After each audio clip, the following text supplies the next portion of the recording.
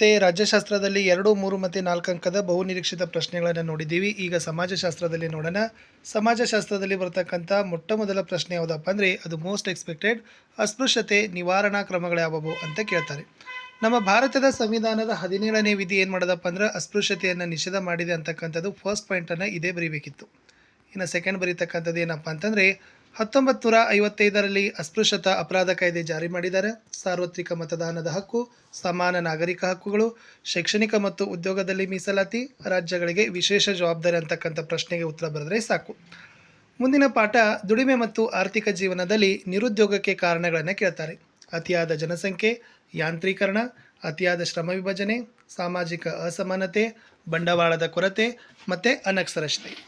ಇನ್ನು ನಿರುದ್ಯೋಗ ಸಮಸ್ಯೆಗೆ ಪರಿಹಾರ ಕ್ರಮಗಳನ್ನು ಸೂಚಿಸಿರಿ ಅಂತ ಪ್ರಶ್ನೆ ಬಂದಾಗ ಜನಸಂಖ್ಯಾ ನಿಯಂತ್ರಣ ಕ್ರಮಗಳು, ಗುಡಿ ಕೈಗಾರಿಕೆಗಳಿಗೆ ಪ್ರೋತ್ಸಾಹ, ಕೃಷಿ ಮತ್ತು ಕೈಗಾರಿಕಾ ಕ್ಷೇತ್ರದ ಅಭಿವೃದ್ಧಿ, ಪಂಚವಾರ್ಷಿಕ ಯೋಜನೆಗಳು, ವೃತ್ತಿಪರ ಶಿಕ್ಷಣಕ್ಕೆ ಪ್ರೋತ್ಸಾಹ, ಗ್ರಾಮೀಣಾಭಿವೃದ್ಧಿ ಯೋಜನೆಗಳು. ಇನ್ನು ಸಂಘಟಿತ ಕೆಲಸಗಾರರು ಮತ್ತು ಅಸಂಘಟಿತ ಕೆಲಸಗಾರರ ನಡುವಿನ ವ್ಯತ್ಯಾಸವನ್ನು ಕೂಡ ಕೇಳ್ತಾರೆ. ಸುಸಂಘಟಿತ ಕೆಲಸಗಾರರು ಕಾನೂನಿನ ವ್ಯಾಪ್ತಿಗೆ ಒಳಪಡ್ತಾರೆ, ಆರ್ಥಿಕ ಪ್ರತಿಫಲನ ಪಡಿತಾರೆ, ಸರ್ಕಾರದ ನೋಂದಣಿ ಅಗತ್ಯ, ವೈದ್ಯಕೀಯ ಸೌಲಭ್ಯವಿದೆ, ನಿಗದಿತ ಸಮಯದಲ್ಲಿ ಮಾತ್ರ ಕೆಲಸ, ರಜಾ ಸೌಲಭ್ಯ, ಶಾಲೆ, ಆಸ್ಪತ್ರೆ, ಸೈನ್ಯದಲ್ಲಿನ ನೌಕರರು ಇದರ ವ್ಯಾಪ್ತಿಗೆ ಬರ್ತಾರೆ.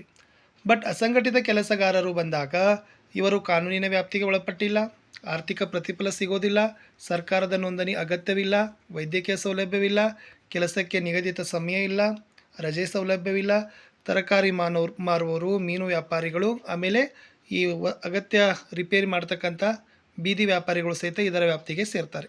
ಮುಂದಿನ ಪಾಠ ಸಾಮೂಹಿಕ ವರ್ತನೆ ಮತ್ತು ಪ್ರತಿಭಟನೆಗಳು ಅಂತಕ್ಕಂಥ ಪಾಠ.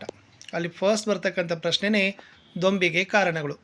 ಇಲ್ಲಿ ಪ್ರಚೋದಕ ಸನ್ನಿವೇಶ, ವ್ಯಕ್ತಿಗಳ ಅನಿಯಂತ್ರಿತ ವರ್ತನೆ, ಅನಾಗರಿಕ ನಡವಳಿಕೆ, ದೊಂಬಿಪರ ಮನೋಭಾವ, ಕೋಮುಗಲಭೆ ಮತ್ತು ಜನಾಂಗೀಯ ಕಲಹ, ಗುಂಪು ಘರ್ಷಣೆ ಅಂತ ಬರೆದ್ರೆ ಸಾಕು.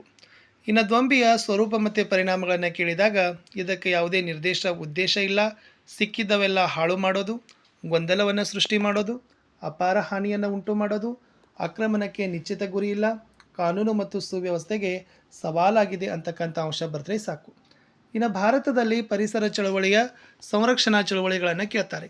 ಅದರಲ್ಲಿ ಅಪ್ಪಿಕೋ ಚಳವಳಿ, ಚಿಪ್ಕೋ ಚಳವಳಿ, ನರ್ಮದಾ ಆಂದೋಲನ, ಮೌನ ಕಣಿವೆ ಆಂದೋಲನ, MRPL ವಿರೋಧಿ ಚಳವಳಿ, ಕೈಗಾ ವಿರೋಧಿ ಹೋರಾಟ. ಇನ್ನು ಸಾಮಾಜಿಕ ಸವಾಲುಗಳ ಪಾಠಕ್ಕೆ ಬಂದಾಗ ಬಾಲ್ಯ ವಿವಾಹ ಮತ್ತು ಬಾಲಕಾರ್ಮಿಕ, ಇದಕ್ಕೆ ಎರಡಕ್ಕೂ ಕೂಡ ಕಾರಣಗಳು ಏನಪ್ಪ ಅಂದರೆ ಕಡು ಬಡತನ, ಕೌಟುಂಬಿಕ ಕಲಹ, ಲಿಂಗ ತಾರತಮ್ಯ, ಶಿಕ್ಷಣ ಇಲ್ಲದಿರುವಿಕೆ, ಸಾರ್ವಜನಿಕ ಅಸಹಕಾರ, ಮಕ್ಕಳ ಸಾಗಣೆ ಮತ್ತು ಮಾರಾಟ ಅಂತಕ್ಕದ್ದನ್ನು ಬರೀಬೇಕು. ಇನ್ನು ಬಾಲಕಾರ್ಮಿಕ ಅಥವಾ ಬಾಲ್ಯ ವಿವಾಹದ ಪರಿಣಾಮಗಳನ್ನು ಕೇಳಿದಾಗ ಇದು ಮಕ್ಕಳ ಎಲ್ಲ ಹಕ್ಕುಗಳ ಉಲ್ಲಂಘನೆ ಮಾಡ್ಕೋತದ, ಅಪೌಷ್ಟಿಕತೆ, ಅನಾರೋಗ್ಯ, ಶಿಶುಮರಣ ಮತ್ತು ತಾಯಿ ಮರಣದ ಮೇಲೆ ಪ್ರಭಾವ ಬೀರ್ತದ, ಶೋಷಣೆ, ಲೈಂಗಿಕ ದೌರ್ಜನ್ಯದ ಹೆಚ್ಚಳ, ಮಕ್ಕಳ ಬೆಳವಣಿಗೆ ಕುಂಠಿತ, ಚಿಕ್ಕ ವಯಸ್ಸಿನಲ್ಲಿ ವಿಧವೆಯಾಗುವ ಸಂಭವ ಹೆಚ್ಚು ಅನ್ನೋದನ್ನು ನೀವು ಬರಿಬೇಕು. ವರದಕ್ಷಿಣೆಯ ದುಷ್ಪರಿಣಾಮಗಳು ಅಂತ ಕೇಳ್ತಾರೆ. ಆವಾಗ ಈ ವರದಕ್ಷಿಣೆಯ ದುಷ್ಪರಿಣಾಮ ಅಂದ್ರೆ ಇದು ಸ್ತ್ರೀಯರ ಸ್ಥಾನಮಾನವನ್ನು ಕುಗ್ಗಿಸ್ತದ, ಕೌಟುಂಬಿಕ ಕಲಹಗಳು ಉಂಟಾಗ್ತವ, ಅನೈತಿಕತೆ ಮತ್ತು ಕ್ರೌರ್ಯ ಹೆಚ್ಚಳವಾಗ್ತದೆ, ಕೌಟುಂಬಿಕ ಸಂಬಂಧಗಳು ಹಾಳಾಗ್ತವ, ಜೊತೆಗೆ ಮೋಸದ ವಿವಾಹಗಳು ನಡೀತಾವ, ವಿಚ್ಛೇದನ ಪ್ರಕರಣಗಳು ಹೆಚ್ಚಾಗ್ತವೆ ಅಂತ ಬರೆದ್ರೆ ಸಾಕು. ಇನ್ನು ನಿಮ್ಮ ಎಕ್ಸಾಮಲ್ಲಿ ಬಾಲಕಾರ್ಮಿಕ, ಬಾಲ್ಯ ವಿವಾಹ, ಲಿಂಗ ತಾರತಮ್ಯ ಈ ಮೂರಕ್ಕೂ ನಿಯಂತ್ರಣ ಮತ್ತು ಪರಿಹಾರ ಕ್ರಮಗಳಂತ ಕೇಳ್ತಾರೆ. ಅವಾಗ ನೀವು ಏನು ಬರಿಬೇಕಂದ್ರೆ ಕಠಿಣ ಕಾನೂನುಗಳ ಜಾರಿ ಆಗಬೇಕು, ಮಕ್ಕಳ ಶಿಕ್ಷಣಕ್ಕೆ ಒತ್ತು, ಮಕ್ಕಳ ಸಹಾಯವಾಣಿ 1098 ಬಳಕೆ ಮಾಡೋದು, ಮಕ್ಕಳ ಸುರಕ್ಷತಾ ಸಮಿತಿ ರಚನೆ ಮಾಡೋದು, ಮಕ್ಕಳ ಗ್ರಾಮ ಸಭೆ ಕರೆಯೋದು, ಬಾಲಿಕಾ ಸಂಘಗಳ ಸ್ಥಾಪನೆ ಮಾಡೋದು, ವಲಸೆಗಳ ನಿಯಂತ್ರಣ ಮಾಡೋದು, ಸಾಮಾಜಿಕ ಮೌಲ್ಯಗಳ ಬಗ್ಗೆ ಜಾಗೃತಿಯನ್ನು ಕೊಡೋದು ಅಂತಕ್ಕಂಥ ಪಾಯಿಂಟನ್ನು ಬರೆದ್ರೆ ಸಾಕು. ಇನ್ನೂ ಒಂದು ಪ್ರಶ್ನೆ ಬರ್ತದೆ, ಮಹಿಳಾ ಸ್ವಸಹಾಯ ಸಮೂಹಗಳ ಪ್ರಾಮುಖ್ಯತೆಯನ್ನು ಬರೀರಿ. ಇದು ಮುಖ್ಯವಾಗಿ ಸಾಮಾಜಿಕ ಆರ್ಥಿಕ ಬೆಳವಣಿಗೆ ಮಾಡ್ತದೆ ಮಹಿಳೆಯರನ್ನು.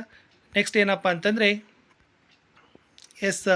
ಮಹಿಳೆಯರ ದುಡಿಮೆಯಲ್ಲಿ ಉಳಿತಾಯ ಮಾಡ್ತದೆ, ಸಾಲದ ಮೂಲಕ ಸ್ವ ಉದ್ಯೋಗ ಉತ್ಪಾದಕ ಚಟುವಟಿಕೆಗಳಲ್ಲಿ ಭಾಗಿ ಮಾಡ್ತದೆ, ಬಾಲ್ಯ ವಿವಾಹ, ಕುಡಿತ, ಜೂಜು ಇಂಥ ದುಶ್ಚಟಗಳ ವಿರುದ್ಧ ಸಂಘಟಿತ ಹೋರಾಟ ಮಾಡ್ತದೆ, ಕುಟುಂಬದ ಮಕ್ಕಳ ಭವಿಷ್ಯದ ದೃಷ್ಟಿಯಿಂದ ಆರ್ಥಿಕ ನೆರವು, ಪ್ರಗತಿಪರ ಸಮಾಜ ಕಟ್ಟುವಲ್ಲಿ ನೆರವು ಅಂತಕ್ಕಂಥ ಅಂಶ ಬರೆದ್ರೆ ಸಾಕು. ಇಷ್ಟು ನೋಡಿದರೆ ಇಲ್ಲಿಂದ 2, 3, 4 ಅಂಕದ ಪ್ರಶ್ನೆಗಳು ನಿಮಗೆ ಖಂಡಿತವಾಗಿ ನಿಮ್ಮ ಪರೀಕ್ಷೆಗೆ ಬರ್ತದೆ ಅಂತ ಹೇಳ್ತಾ ಮುಂದಿನ ವಿಡಿಯೋದಲ್ಲಿ ನಾನು ಅರ್ಥಶಾಸ್ತ್ರ